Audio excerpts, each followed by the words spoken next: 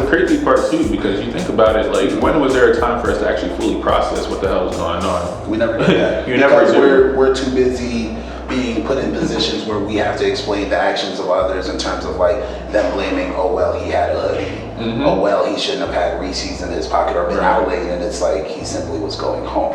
When he was a kid. Yeah. And then we've had all these other cases in terms of George Floyd. Was that 8 minutes and how many seconds? 8 minutes, 46 seconds. Yeah, and it's like, you know, Breonna Taylor laying in your home and they're kicking out the door, and then it comes out now that it's like, well, they're trying to get her ex-boyfriend and they were thinking she was holding something for him, but it's just like, nah. Her boyfriend called the cops. Like, that's the crazy part. Like, wow. And she died on my birthday. That's wild. Yeah. Oh wow. March 13th. Yeah. So like I remember that for like all the protests I've been a part of in DC. Right. But changing, how has studying abroad played into your palette when it comes to like what you do now structurally, business wise, storytelling? Yeah. So I think for me, I saw theater be used with intention, storytelling be used with intention, and I think that was the part that really struck me. It was like when I studied abroad, we got to see theater for social justice. So you basically got to go onto the stage, you see the actors, like they have there's a script, but afterwards they stop the scene and then they ask the audience, like, how would you react in this scene? And then they would improv off of the audience's decision to either leave, stay, approach, confront, whatever that was. And I thought that drum was fire, because then you saw how a woman moved versus a man moved versus a black person versus a light-skinned black person versus a dark-skinned black person. It was so fascinating, because we were just like, yo, these are so many different like approaches to the same situation, and how and I was like, this is crazy, because it's like it's interactive, but then we were forced to sit down and have a conversation, so we circled up and just went, and that was like equal playing field for everybody, but then we were all literally looking at it from different vantage points of what this could have been, and it was crazy that they were able to have a discussion on racism. It was wild to see, like, what does prejudice look like? What does unconscious bias look like? Oh, how do your privileges actually play out in terms of how you're going to respond to this? And are these your authentic responses? Like, you were supposed to make your immediate decision. And so it was like super interesting, because now some people's immediate decision was like, no, I would approach this person. No, I'm not going to fight this person. No, I'm going to go somewhere else. And it was interesting because we saw the breakdown of like how men and women really wrote this, and then we added a layer of race onto it as well. I said, nah, this drum's fire. Like, you have no choice. Theater normally has a catharsis. You go, you have exposition, your climax, your resolution, you know, the regular arc.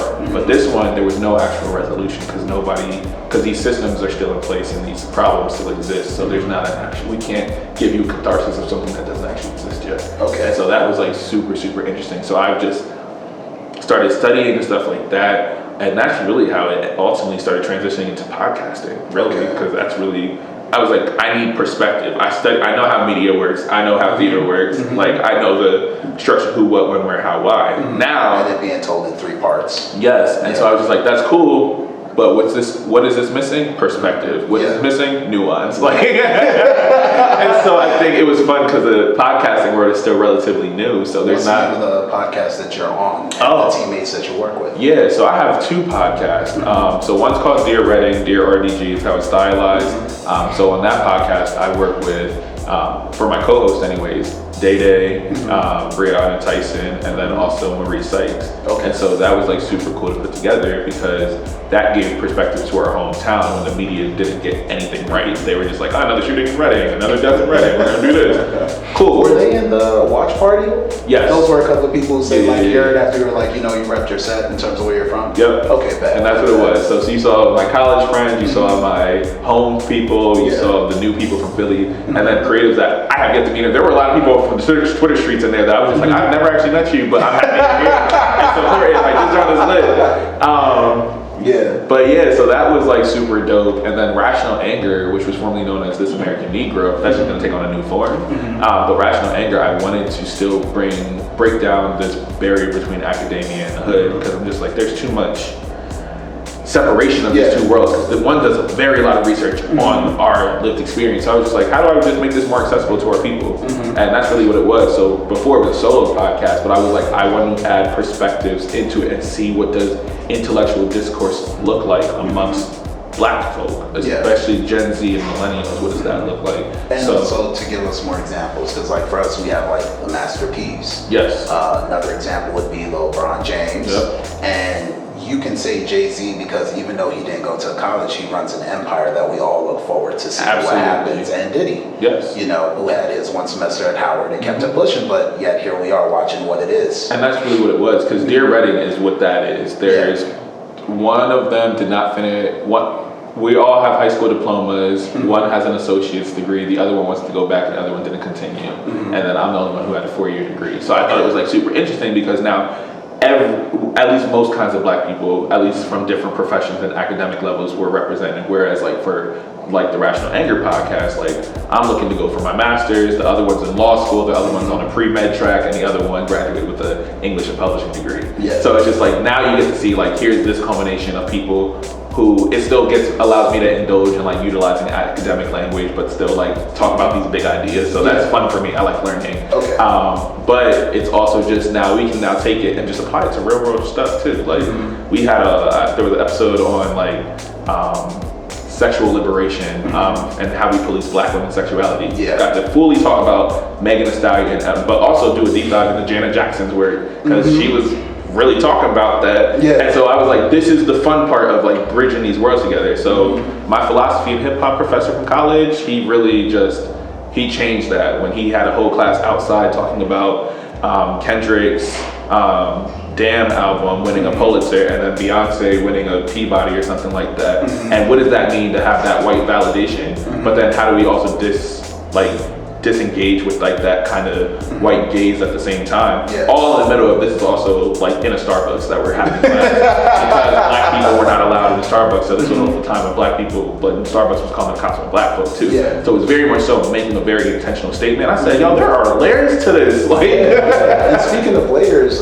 you work for a black-owned coffee shop, if I'm not mistaken. They're my client, yes. They are one of your clients. Yes. So you don't work for, you work with. Okay, define working with. What's the benefits and what do you do for them? Yeah, so the other stuff that I do, outside of like education and stuff, I'm a creative strategist. So I do social media management. I help them with either rollouts, build out content, what is it going to look like for the week, manage their day-to-day social media, sometimes do customer service. Where are they located? They're located in Des Moines, Iowa. Okay, so you got a client outside. Which is super dope. So that's just been fun because a lot of my work has always been very in the social media world, but I knew how to use social media, but now utilizing with intention and like having put numbers behind it and strategy, it's still relatively new. So I've been working in the social media industry for the last 5 years. 5 years, How long have you had a social media account for? I've had a social media account for 10 years. I mean, I had Twitter for 10 years. MySpace was way before that. So when did you come to the realization that it was an industry for you that you can thrive? I worked at an ed tech nonprofit called Dreammakers, and that virtually brought black and brown professionals into the classroom. So if teachers or school districts couldn't pay to get these speakers in, it allowed students to see themselves reflected in video production or theater or politics, and not like the typical like when I grow up I'm going to be a cop, a teacher, or a doctor. Like outside of the box that we've been. But then also see underrepresented groups talk about their experience. So from there I was like editing long form videos into like small bite-sized pieces. And then afterwards I got another internship at ShopRunner, which I was a partner marketing intern for. So I learned about the e-commerce world and all of that. So I was like, all right, cool. But I was like, I want the passion of Dreammakers. I want to bring that expertise of the e-commerce world and bring these all together. And then after I got out of college, I was a full-time social media and content consultant for this agency. But I did not like the clients, did not have an opportunity for much. You just became 25 yesterday. Yes. Do you realize everything that you've said within the short period before becoming 25? I just want you to understand this. All right, cool. That's it. We're out here. I realized I'm just like, wow, this is a lot of stuff that I'm doing. You're doing great though. You know, that's what I'm doing. I didn't know about most of this shit. I just knew about like niggas and niggas only, and then everything else after. And I was like, we gonna meet. Man. Yeah, there's so much more. Like I know people see me like in the educator world.